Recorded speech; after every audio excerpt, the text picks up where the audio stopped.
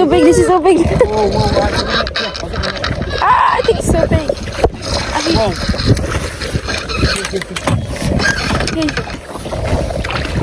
Okay. Oh wow, the monster one. Monster fish. Well Look at that. done. Look at that fish. Wow, it's so big.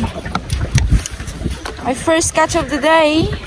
Oops, you hit Jordan. Yeah, I'm stuck. Hello, beautiful people around the globe. It's a bit windy today, but we are brave enough to go out for fishing. And here we are. We are lucky as well because we're catching big fish. We found a school.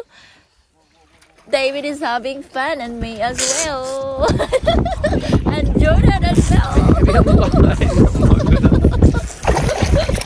It take long for us to catch some fish.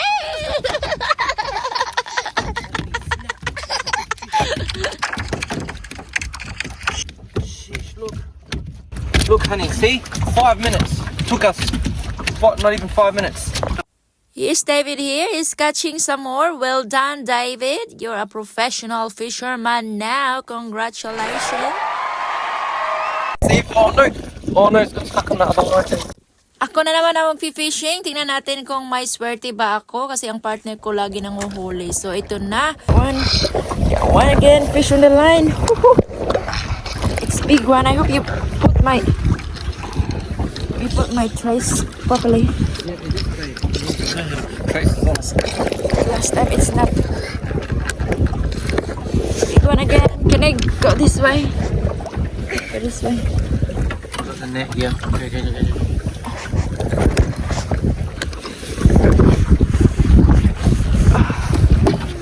It's hard to.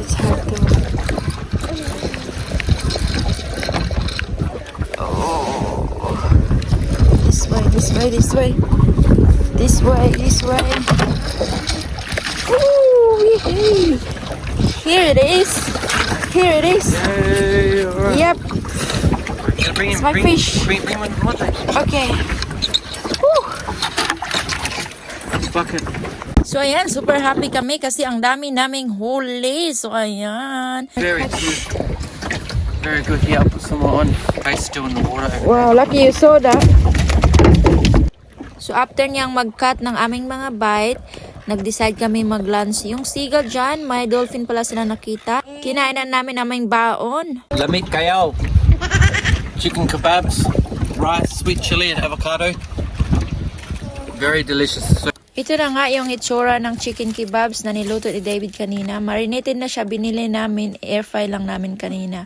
So have a nice day guys. Thanks for watching.